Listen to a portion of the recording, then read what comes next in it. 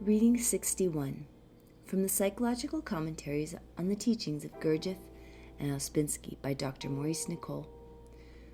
Birdlip, January 17th, 1943. The Four Bodies of Man. Paper 2. We have already made a few approaches to the idea of further bodies in man than the physical body. Tonight, you will hear what might be called the purely formal teaching about the four bodies of man, as it was originally given by G. But you must understand that the form in which it is given is, so to speak, highly compressed.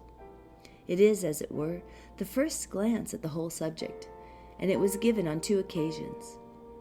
But it was expressly said that very many other ideas enter into this first presentation, and that many modifications are necessary in order to understand the very great subject.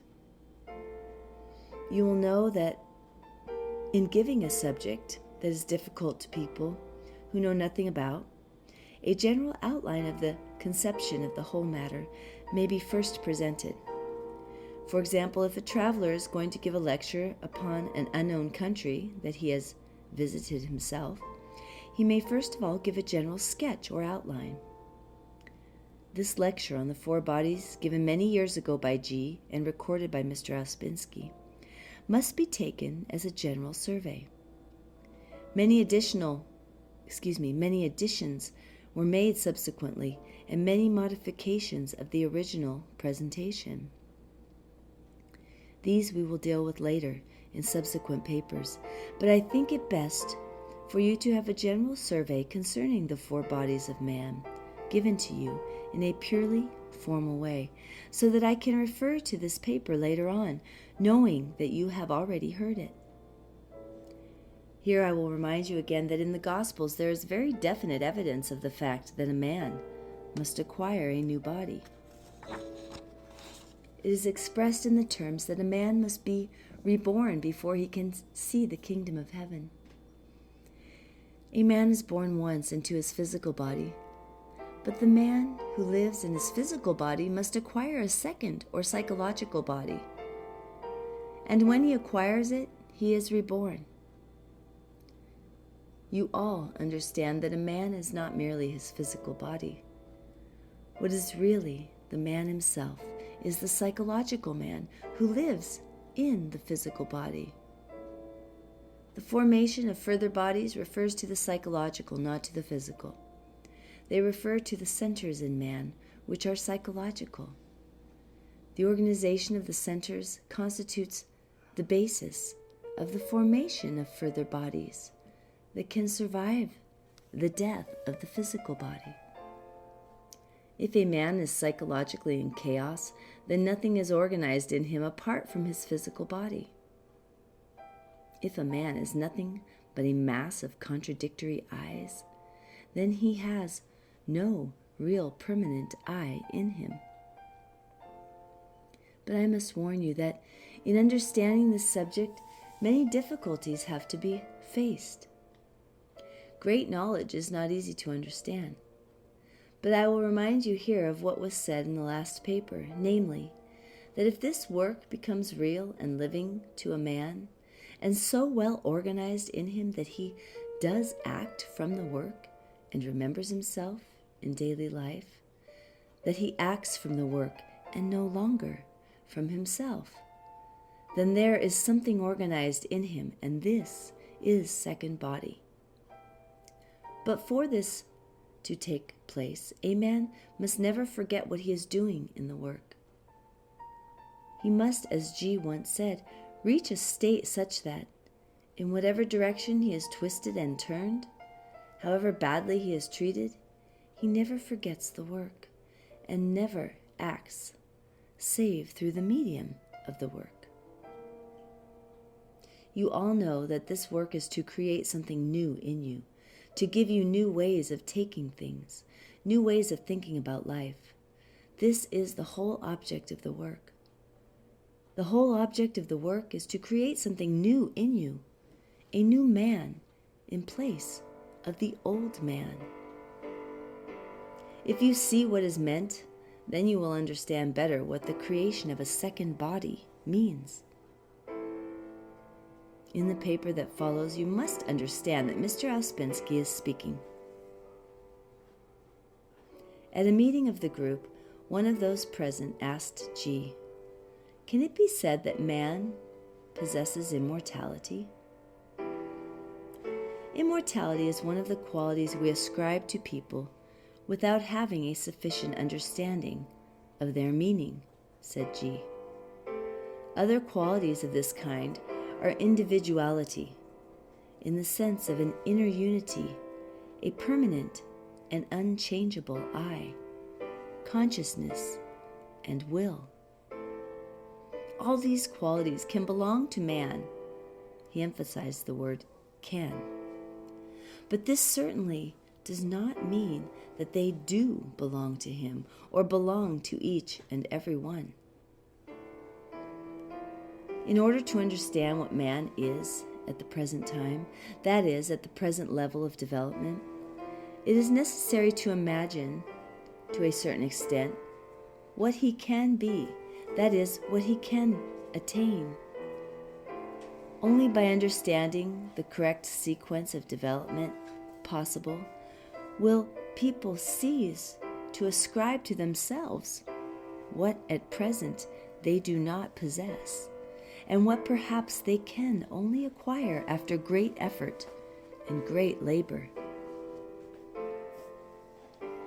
According to an ancient teaching, traces of which may be found in many systems old and new, a man who has attained the full development possible for man, a man in the full sense of the word, consists of 4 bodies.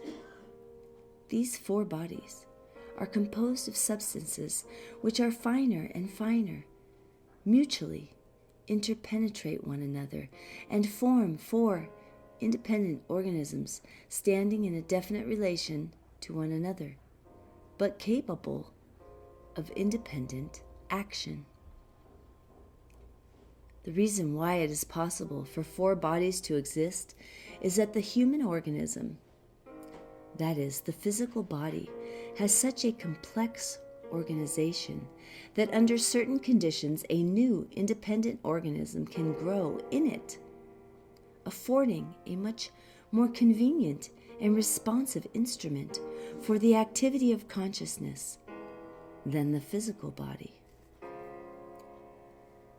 The consciousness manifested in this new body is capable of governing and having full power and control over the physical body.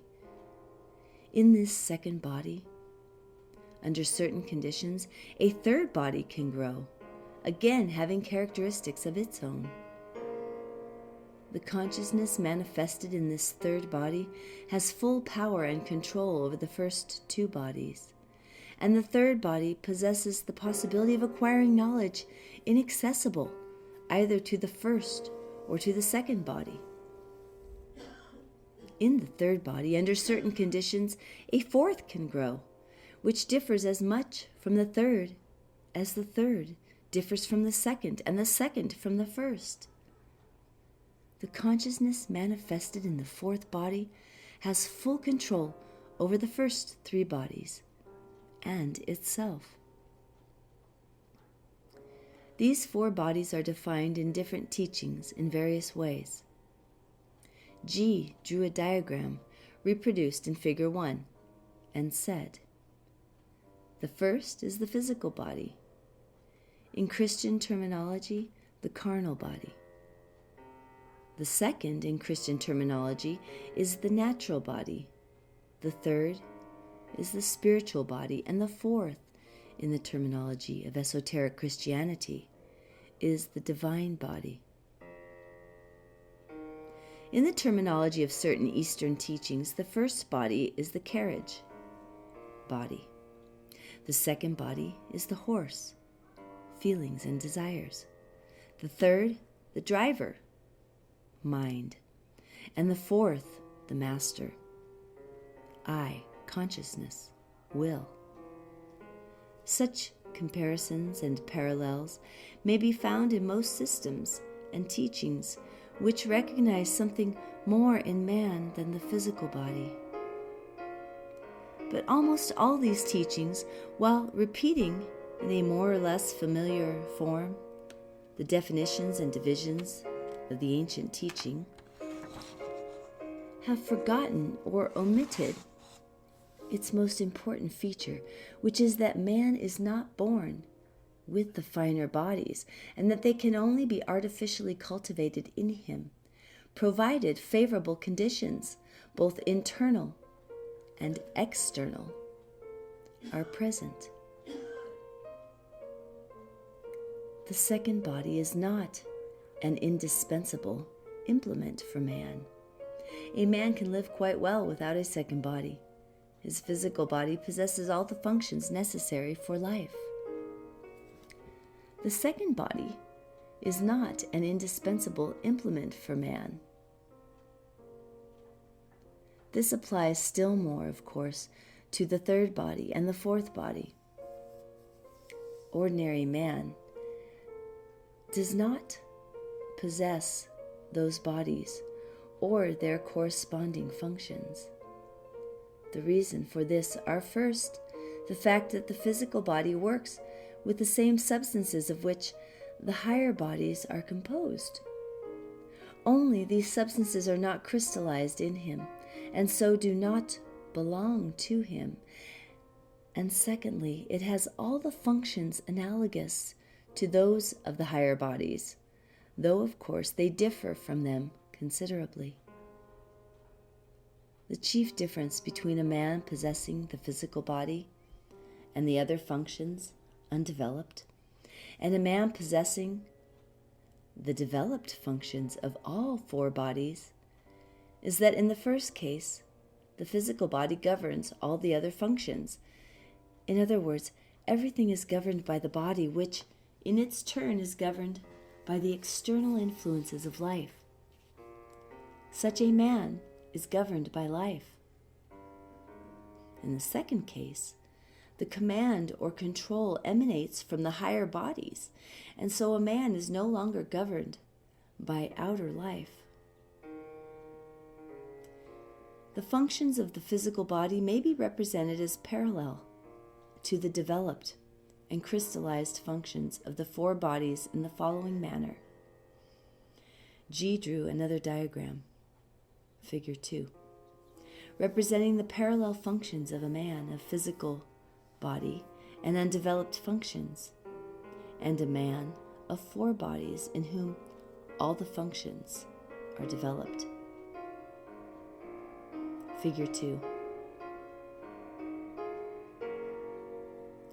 In the first case, said G, that is, in relation to the undeveloped functions of a man of physical body only, the automaton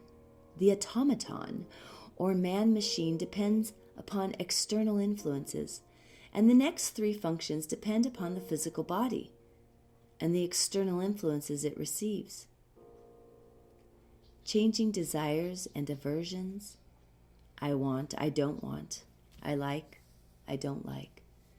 That is, functions occupying the place of the second body depend upon accidental shocks and influences.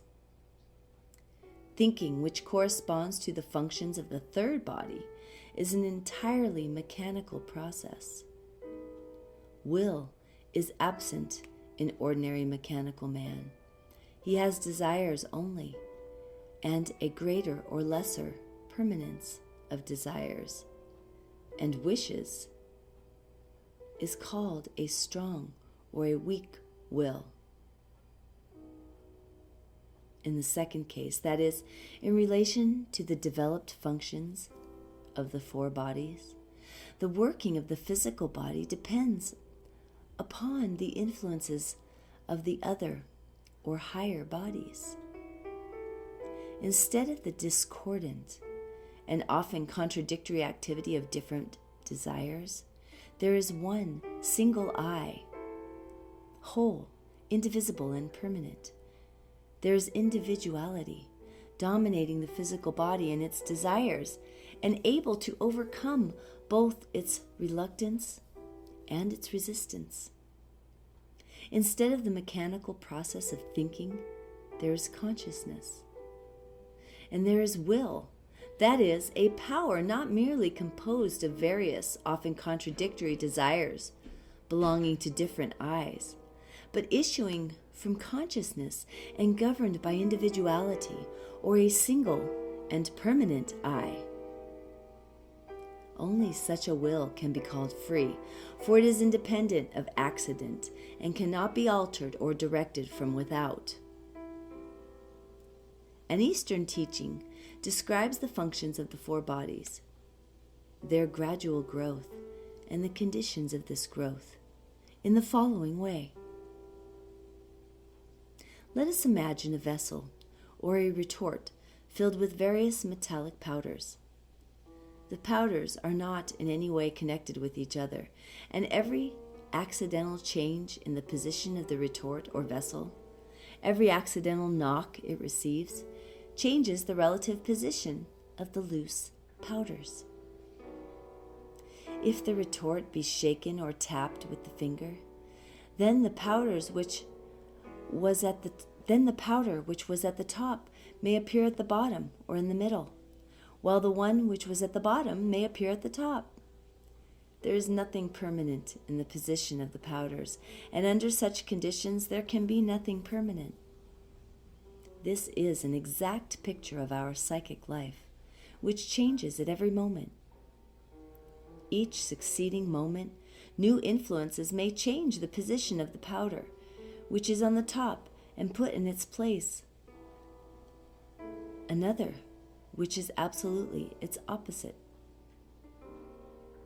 Science calls this state of the powders the state of mechanical mixture. The essential characteristic of the interrelation of the powder to one another in this kind of mixture is the instability of those interrelations and their variability. It is impossible to stabilize the interrelation of powders in a state of merely mechanical mixture. But the powders may be fused. The nature of the powders makes this possible. To do this, a special kind of fire must be lighted under the retort, which by heating and melting the powders finally fuses them together. Fused in this way, the powders will be no longer a mechanical mixture, but in a state of chemical union.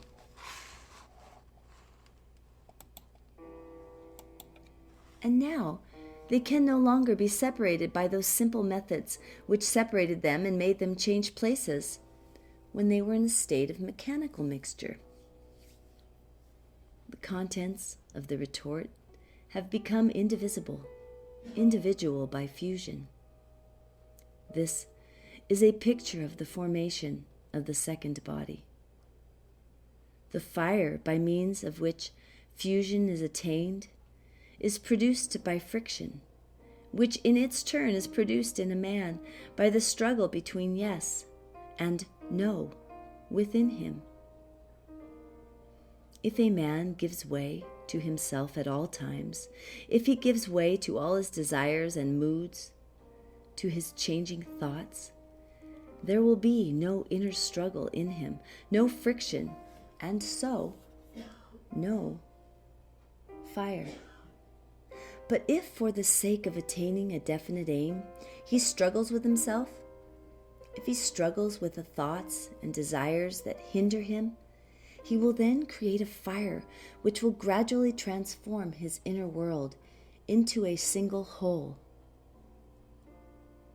Let us return to our example. The chemical compound obtained by fusion of the powders in the retort possess certain qualities comparable to a certain specific gravity, a certain electrical conductivity, and so on. These qualities constitute the characteristics of the substance in question. But by means of work upon it of a certain kind, the number of these characteristics may be increased. That is, the fused alloy may be given new properties which did not primarily belong to it. it may be possible to create inner changes in it, to magnetize it, to make it radioactive, and so on. The process of imparting new properties to the fused alloy corresponds to the process of the formation of the third body and of the acquisition of new knowledge and powers with the help of the third body. When the third body has been formed and has acquired all the properties, powers, and knowledge possible for it, there remains the problem of fixing and directing this knowledge and these powers, because having been imparted to it by influences of a certain kind, they may be taken away by these same influences or by others. By means of a special kind of work, the acquired properties may be made the permanent and inalienable possession of the third body. The process of fixing these acquired properties corresponds to the process of the formation of the fourth body, through which the master works. Only the man who possesses 4 fully developed bodies can be called a man in the full sense of the word. This man possesses very many properties which ordinary man does not possess, and one of these properties is immortality. All religions and all ancient teachings contain immortality, and they all contain indications of the ways to acquire the fourth body, that is, immortality. In this connection, certain teachings compare man with a house of 4 rooms. Man lives in one room, the smallest and the poorest of all, and until he is told of it, he does not suspect the existence of the other rooms, which are full of treasures. When he does learn of this, he begins to seek the keys of these rooms, and especially of the 4th, the most important room of all. And when a man has found his way into this room, he really becomes the master of his house, for only then does the house belong to him, wholly and forever. The 4th room gives man true immortality, and all religious teachings strive to show the way to it. There are a great many ways, some shorter, some longer, some harder, and some easier, but all, without exception, lead or strive to lead in one direction, that is, to immortality.